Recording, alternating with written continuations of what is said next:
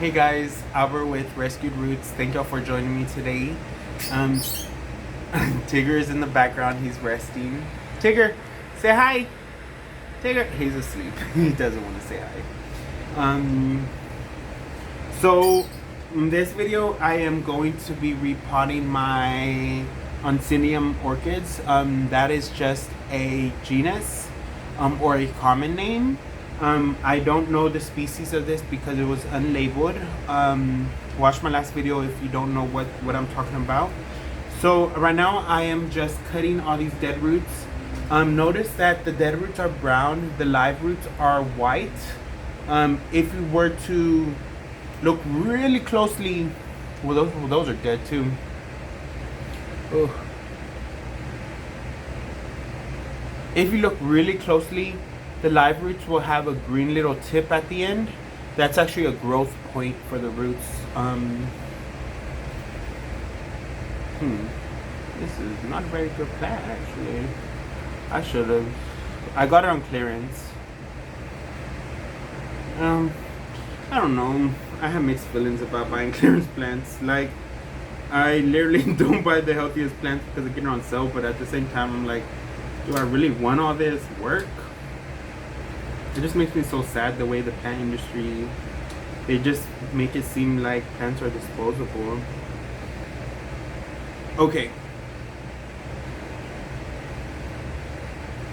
But hopefully with Rescued Roots, I will change that. And I will make people value plants. And I'm not trying to say I'm going to make them sell them for a very high price. But I do want to teach people that you have to be intentional about your purchases. And instead of buying a cheap plant from these big box stores, you should probably go to independent grower or nursery. And I say that so weird when I say stuff. I like think very hard about it because I'm like, that's an opinion.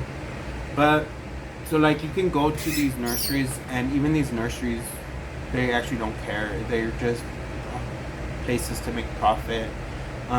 If you notice, like if you actually talk to them, a lot of them will be like, oh, orchids are over there.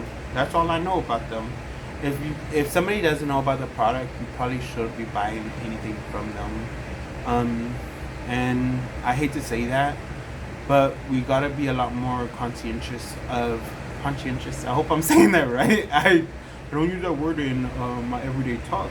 And since Tigger is my only person I talk to every day, he doesn't really talk back very often. He only says food.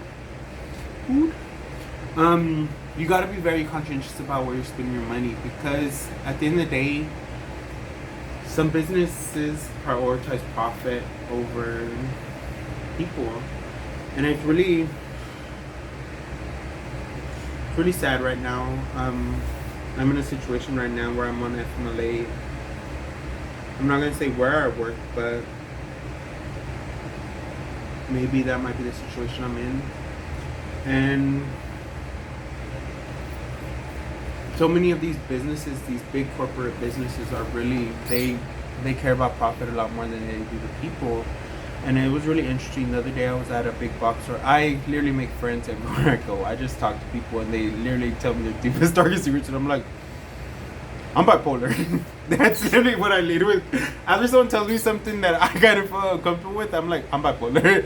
And that's not even my deepest, darkest secret. People swear that is. They like, you have no control, or you overshare. I'm like, if you knew. The things I keep to myself are crazy. The things I literally overshare are not even that deep. I'm just like, oh, I'm bipolar, because to make that person feel comfortable, that's usually what I say. I was at a big box store. I won't tell you where, just out of respect for that company.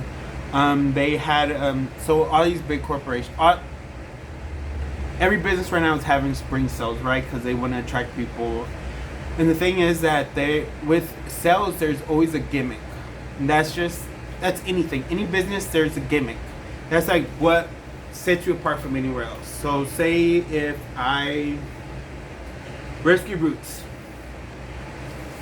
my gimmick would be that I want to not just sell you a plant, I want to teach you about the plant. I want you to be informed about it. I want you to make an intentional purpose. I want you to feel like this is an investment into your personal wellness, and also it teaches you how to slow down and kind of combat that fast-paced societal pressures that we are constantly in. So that's my gimmick. And don't think of people assign connotations to words. Words are just words, as like businesses are just businesses. People, I even think people aren't good or bad. It's we assign these ethics to things, which honestly, like, I don't know. I don't know. It's just, a person can't even be bad. Like, really, they're just their actions or behaviors are interpreted that way, which is really hard, and it always puts me in a tough spot, because, like, at the end of the day, when somebody hurts me or makes me feel disrespected or makes me feel unimportant, it just understand it's just a feeling and an emotion. It's not who you are. So allow that to pass through. Maybe give them the benefit of the doubt, but also hold them accountable at the end of the day, which is what I'm currently dealing with right now, sadly. We'll figure it out. Okay, so going back to orchids, which I kind of drifted off. So this is my orchid. Does anybody remember what kind of orchid? Not what kind, the common name or the genus. I'll give you 2 seconds. Oncidium, yay, great job. Dora the Explorer type Blue's Clues, great job, I'm proud of you. So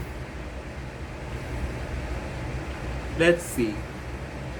It's just really hard because you really have to take the time to really look into something and see like what you want to do. Like, don't be fast paced and say cut. But so okay, so let's look. So these pseudobulbs still have leaves. Leaves are a part of a plant that help the plant photosynthesize or create energy for it while the sun's out. So this plant does not, but it's still kind of green, so the plant might still be just extracting some nutrients from it, because this is where it stores nutrients. So I'm just gonna go ahead and keep everything, okay? And those roots look okay, not the best, but who cares? Well, I don't care. I should reframe that. Who cares to? It's not of significance to me. I like that. It's not of significance to me. What do y'all think? This was the last one, actually. Kind of small, but... And also, these sympodial orchids, they tend to kind of grow along an axis. You know, think of an axis like an X. They tend to grow in the direction that they're growing. So it's going to continue to kind of grow that way. So if I wanted to, I could cut that, but I want my orchid to have energy stored up, so I don't have to heavily fertilize it.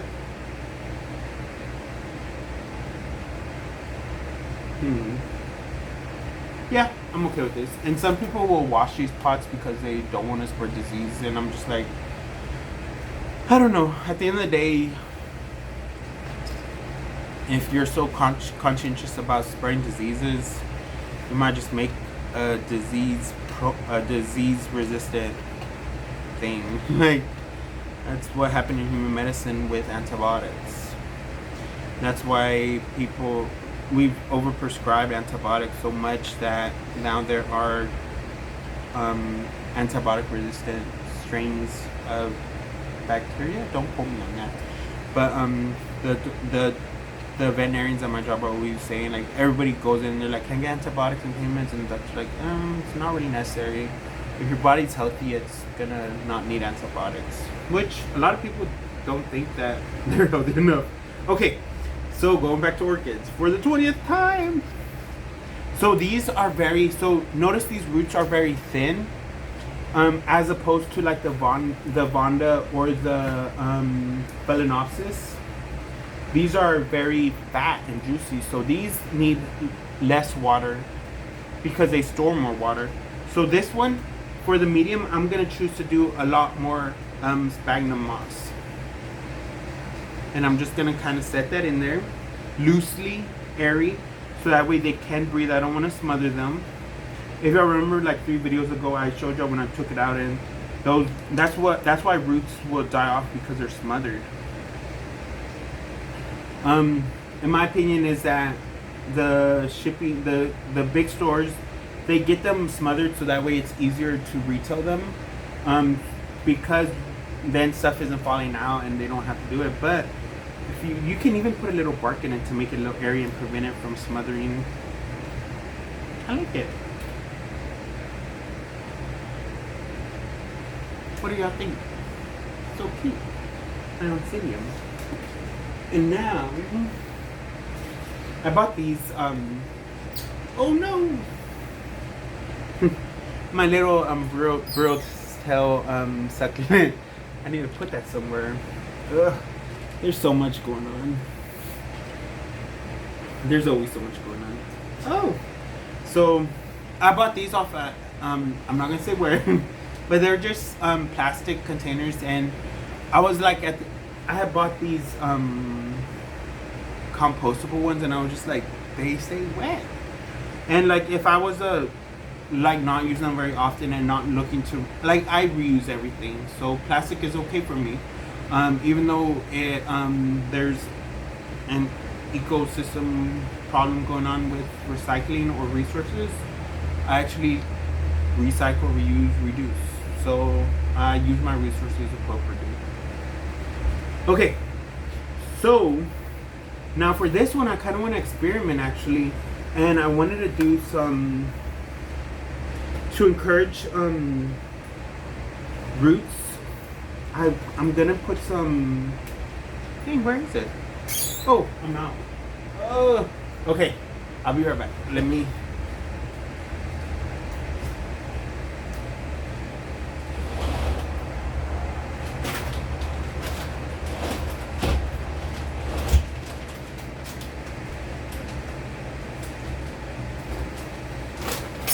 And in my journal, my gardening journal, I'm gonna write, you know what, I'm probably gonna name them, just to name them. Because that's the only way you can actually, I wanna be a botanist. That's the only way you can record your findings. So this is just a bag of, it's a special orchid potting mix. I really don't want to put the name because I want y'all. If y'all message me privately, I'll tell y'all what I use, but I want you to kind of learn what to use. Don't go for the big expensive brands. Like, go what you can afford, and also don't go with the cheapest thing. Like a very common brand is actually not really good. It will harm your plants in the long run. But you need to find something without any additives, like anything with fertilizer already in it, you should not be using. But anything with natural, sustainable material, you should definitely use. Orchids don't use soil; they use an orchid bark. And this one that I use, I really love because it actually is very. It's kind of a complex thing. It uses it uses fir bark. So any type of tree bark is really good. You could even use sticks if you were like really in bark, like off of a tree, if you wanted to be like eco-friendly. Charcoal, or you can use biochar. Biochar is like labeled a little bit more expensive because it's supposed to be organic and da da da. But any agricultural or horticultural charcoal is okay.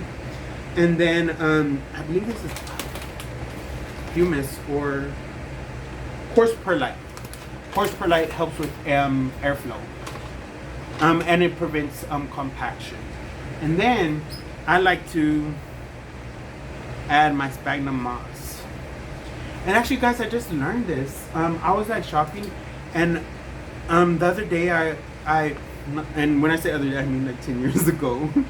I had got some really good sphagnum moss. Well, it was orchid moss, and I really liked it. And then I was being cheap, and I was like, oh, I outsmarted the system, and I bought this other type of moss, same brand, but it was just sphagnum moss. and it was long fibered, and it was like $1 cheaper, and it was really dark, and I was like, why is it so dark, and da da da, and there were big old twigs in it, and I was like, oh, this is horrible. So the other day I went to the store, and I was like, okay, so there's orchid moss, there's sphagnum moss, there's grow moss. I was like, what is the difference? This is so much information. And I literally spent an hour just reading labels, and I was just like, oh. So this is orchid moss that I'm using actually. Orchid moss is a higher quality sphagnum moss that tends to be high grade, and it tends to be filtered out to where it doesn't have the twigs, and so it tends to be a little bit more airier, a little bit more fluffier, so that way it allows the orchid to breathe more. That looks really good. See, they both look really good. And I'm gonna label. I wonder. I gotta come with some naming system. It's gonna be so much. So much thinking. I'm like, I'm overwhelmed already. What's going on? I wanted this to be fun. But fun is fun until you have 250 plants plus. And then it becomes a freaking nursery.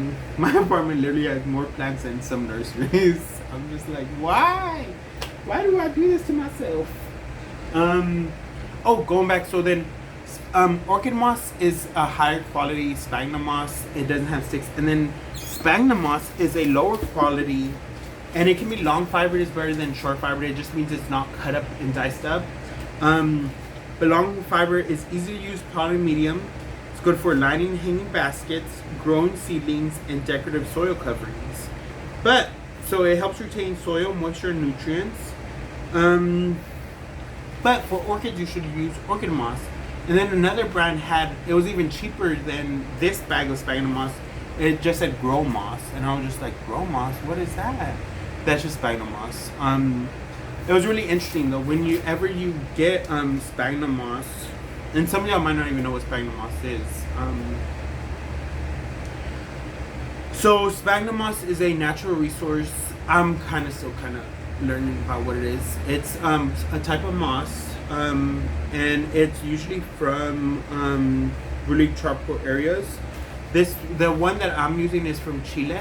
I think some of it is also like, so that's Chile.